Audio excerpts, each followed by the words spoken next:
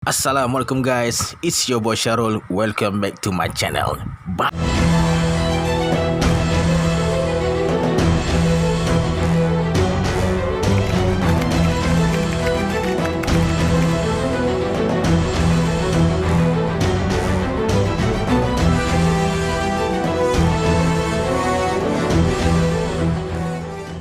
Dalam video kali ini aku akan kongsikan dengan korang jenis-jenis hantu dalam Malaysia. Tapi korang jangan jumpa hantu kepala hitam dah lah. Hantu kepala hitam tu kau letak air jasin ke air zam-zam, kau mandi dengan dia sendiri, tak mau hilang hantu dia tu.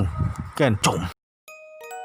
Jembalan tanah dikatakan berasal daripada uri atau tali pusat bayi yang ditanam di dalam hutan.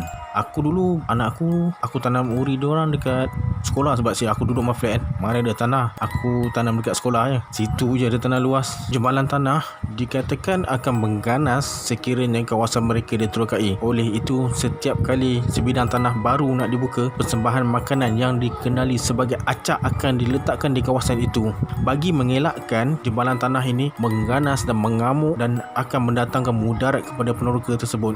Jembalan tanah ini adalah sejenis makhluk halus yang hidup bebas dan tidak dipelihara oleh manusia. Tetapi jembalan tanah ni boleh dipelihara sekiranya dibacakan sejenis mentera dan dihidangkan makanan. Upacara ini biasanya dilakukan di dalam hutan ataupun di busuk yang terbiar. Kalau korang nak bela jembalan tanah ni, silakan pergi kau carilah sendiri mentera tu.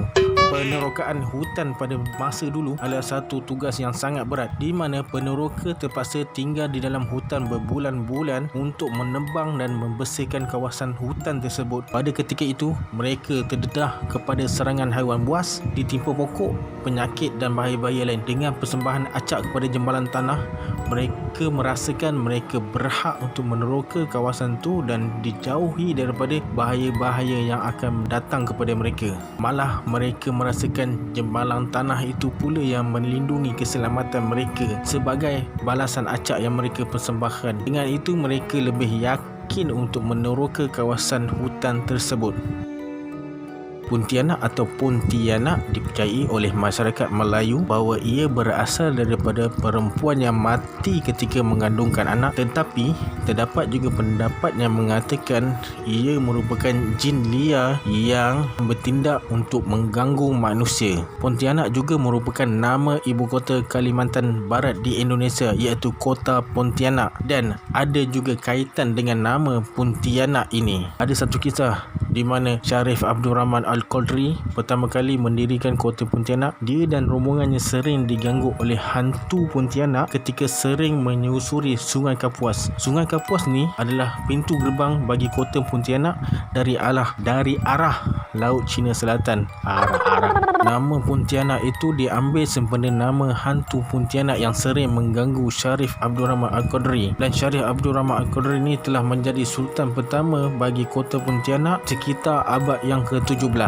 Kini Keraton Kadriah dan Masjid Jami' Syarif Abdul Rahman masih berdiri kukuh di kawasan benteng dan kampung dalam Bugis, Pontianak Timur sebagai saksi bisu kejayaan Kesultanan Melayu Pontianak, Kalimantan Barat, Indonesia. Okey, tadi kita dah bercerita pasal jembalan tanah, Pontianak. Sekarang kita masuk part polong pula, hantu polong.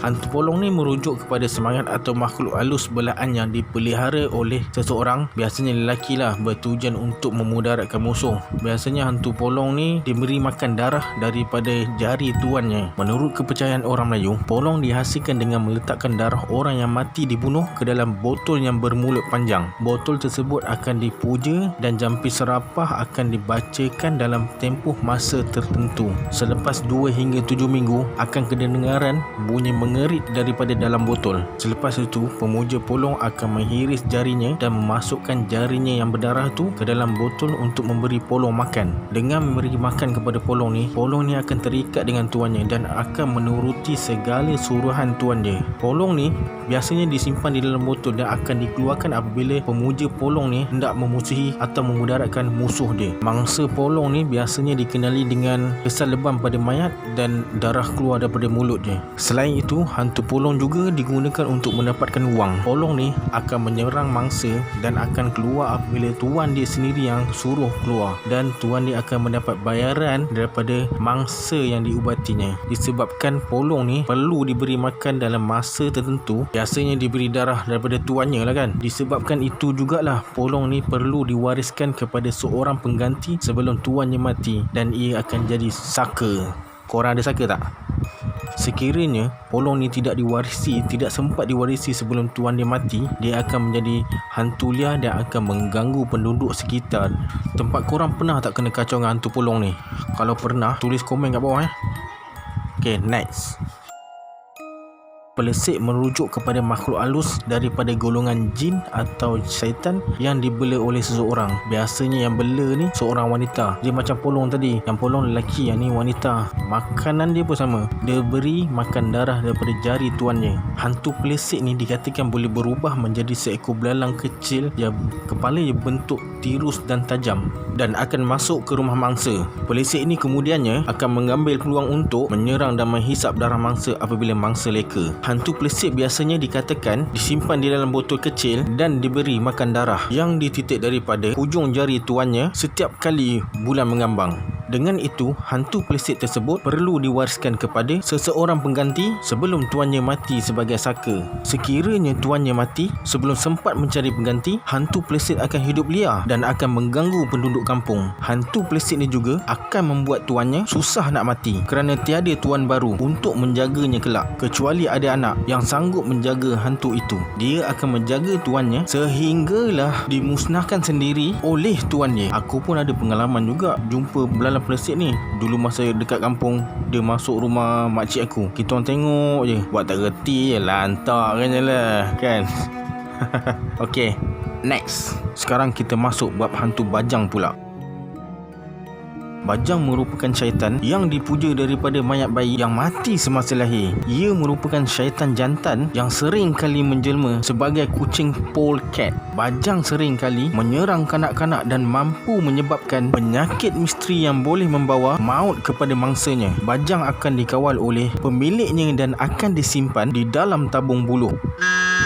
Sejenis daun khusus akan digunakan sebagai penyumbat tabung tersebut dan dikunci dengan tangkal. Bajang hanya akan dikeluarkan apabila pemiliknya hendak mengenakan musuhnya. Bajang yang dipelihara itu akan diberi makan telur dan susu. Sekiranya tidak diberi makan dengan baik, bajang yang kelaparan itu akan menyerang mangsanya. Akan menyerang tuannya. Bajang boleh dihindari dengan menggunakan tangkal atau azimat. Bajang biasanya perlu diwarisi, dan sekiranya tidak diturunkan kepada waris, tuannya akan menjadi bangkai bernyawa. Tubuhnya mati dan berbau busuk. Tetapi apabila hendak dikebumikan, ia akan bangkit seperti hidup. Selain daripada itu, ia akan makan dengan lahapnya apabila diberi makan. Cerita pasal hantu bajang ni memang jarang kita dengar kan. Aku dulu ada baca dalam buku Bercakap dengan Jin. Dulu ada lah juga pasal hantu bajang ni. Seram juga aku baca tu je. Masa tu memang seram. Korang kalau pernah baca pasal cerita bajang ni, korang pernah tahu pasal cerita bajang ni, cuba tulis dekat komen. Nanti aku nak tengok. Okay, bye. Okay guys, itulah dia 5 jenis hantu dalam masyarakat Melayu kita ni. Kalau korang suka dengan video aku, tolong subscribe, like and share. Bye.